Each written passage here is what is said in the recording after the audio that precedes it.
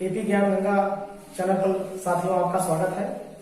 और हमारे बीच में आज हम लोगों के अध्यापक टीम में सबसे वरिष्ठ अध्यापक मिस्टर मनोज कुमार शर्मा जी हैं और आप लोगों को आज एपी ज्ञान गंगा में कुछ शिक्षण वर्ष को कवर करेंगे।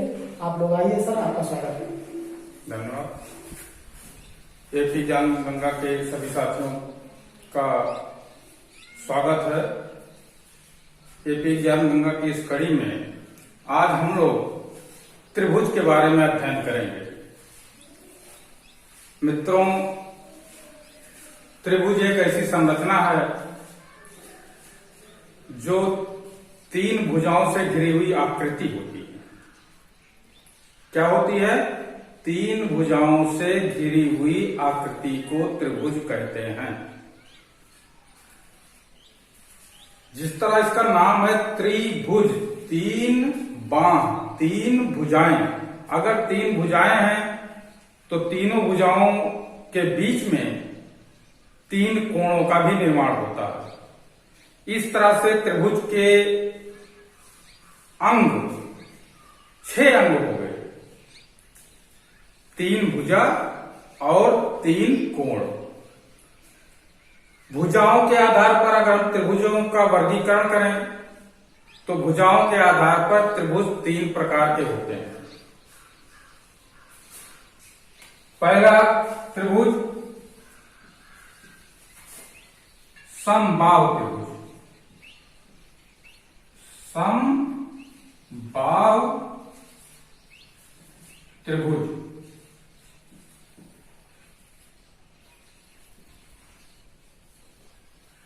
दूसरा त्रिभुज समद्विबाहु त्रिभुज,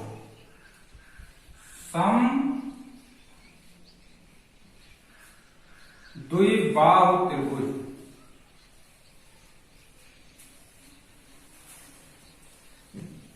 जिस तरह से इसका नाम है उसी के आधार पर इनका वर्गीकरण भी है, समद्विबाहु त्रिभुज। और तीसरा त्रिभुज है विषमबाहु त्रिभुज,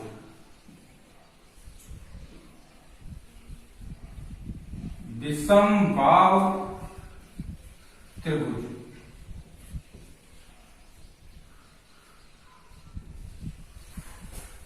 नाम के आधार पर ही स्पष्ट हो रहा है। समबाहु त्रिभुज ऐसा त्रिभुज जिसकी तीनों भुजाएं आपस में बराबर हैं, उस त्रिभुज को समबाहु त्रिभुज कहा जाता है। जैसे कोई त्रिभुज अगर मान लिया जाए ABC, एक त्रिभुज है तो इसकी तीनों भुजाएं एक दूसरे के बराबर हैं। मतलब भुजा AB बराबर भुजा BC बराबर भुजा CA। ये पहला त्रिभुज हो गया। दूसरा त्रिभुज समद्विबाहु त्रिभुज, यानी ऐसा त्रिभुज जिसकी 2 भुजाएं आपस में बराबर हों और तीसरी भुजा अलग हो। इस प्रकार के त्रिभुज को समद्विबाहु त्रिभुज कहते हैं। जैसे अगर कोई त्रिभुज ABC है, इसमें ये 2 भुजाएं AB और AC एक दूसरे के बराबर हैं, तीसरी भुजा अलग है। इस प्रकार के त्रिभुज को समद्विबाहु त्रिभुज कहते हैं। तीसरा त्रिभुज है विषमबाहु त्रिभुज। बिल्कुल नाम से ही स्पष्ट है कि इसमें तीनों भुजाएं अलग अलग नाप की होंगी।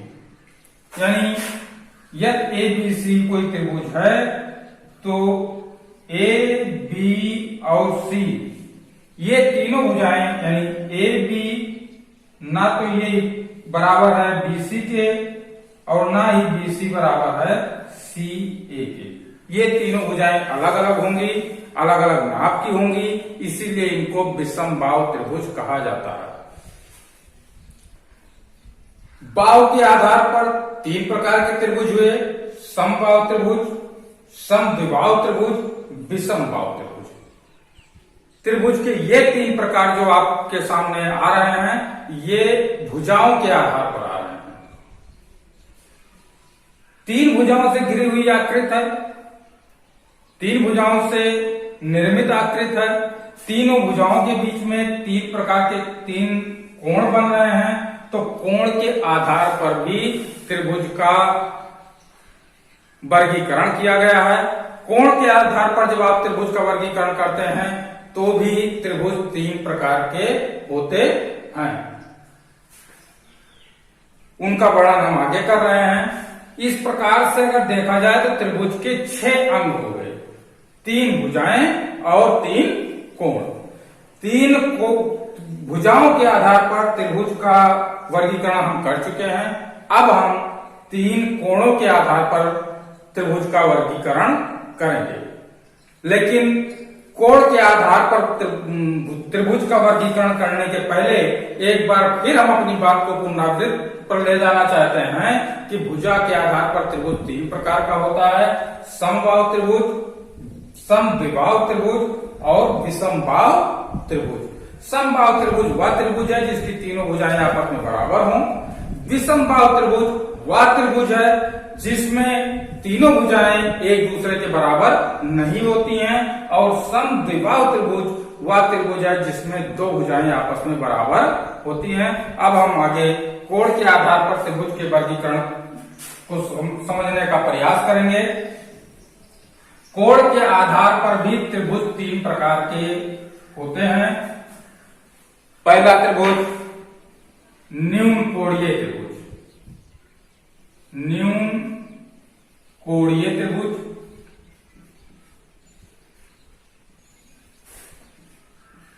अब न्यून कोण क्या होता है ये हम पहले से ही जानते हैं। 90 अंश के नीचे के जो कोण होते हैं उनको न्यून कोण कहा जाता है। तो पहला कोण के आधार पर जो त्रिभुज का वर्गीकरण किया गया उसमें पहला त्रिभुज है न्यून कोणीय त्रिभुज, दूसरा त्रिभुज है समकोणीय त्रिभुज, समकोणीय त्रिभुज, और तीसरा त्रिभुज है अधिक कोणीय त्रिभुज। तीसरा कौन सा त्रिभुज है? अधिक कोणीय त्रिभुज।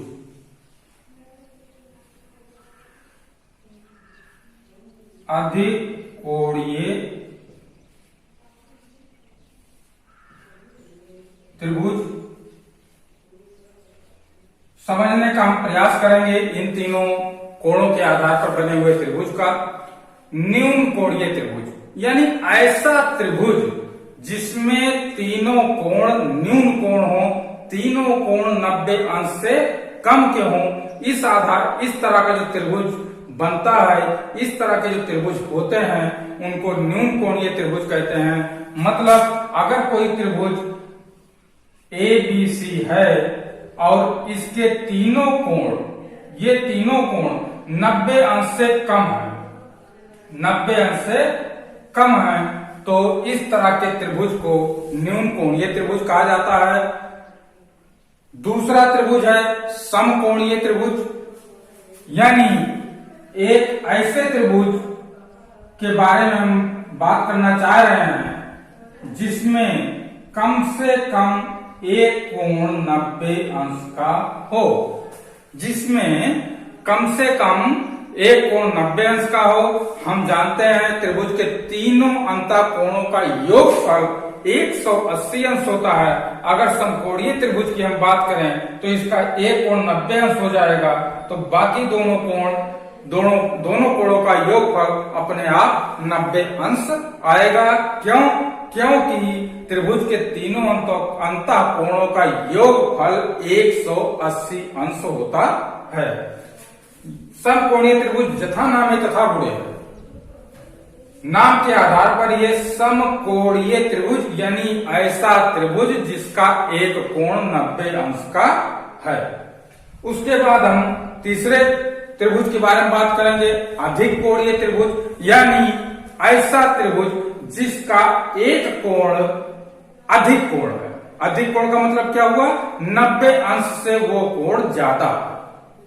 एक ऐसे त्रिभुज की संरचना हम लोग समझें जिसमें एक कोण 90 अंश से अधिक हो, जैसे मान लीजिए ये कोई त्रिभुज है ए बी सी, इसमें जो कोण बी है वो 90 अंश से ज्यादा है यानी अधिक कोण है। तो इस तरह से जो त्रिभुज बनता है, जिस त्रिभुज का निर्माण होता है, उस त्रिभुज को कहा जाता है अधिक कोणीय त्रिभुज।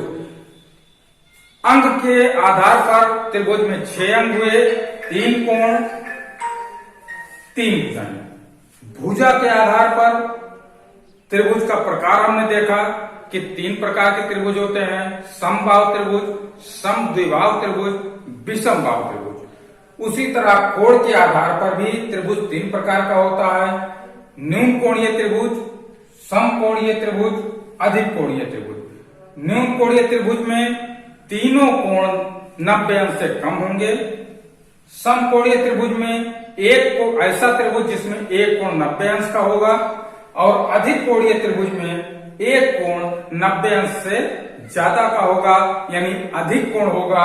इस प्रकार से त्रिभुज 6 अंगों के आधार पर 6 प्रकार के त्रिभुज का निर्माण होता है, 3 भुजा के आधार पर और 3 कोण के आधार पर। मित्रों, आज त्रिभुज के बारे में एक छोटा सा परिचय आपके सामने हुआ है। आप आगे भी एपी ज्ञान गंगा को देखते रहें। इस तरह से आपके ज्ञान में आप वृद्धि करने का प्रयास एपी गंगा लगातार कर रहा है। अपने सहयोगी अध्यापकों के साथ, अपने जानकार अध्यापकों के साथ, नई नई रुचियों वाली वस्तुओं के साथ आपके सामने प्रस्तुत होता रहेगा। जय हिंद।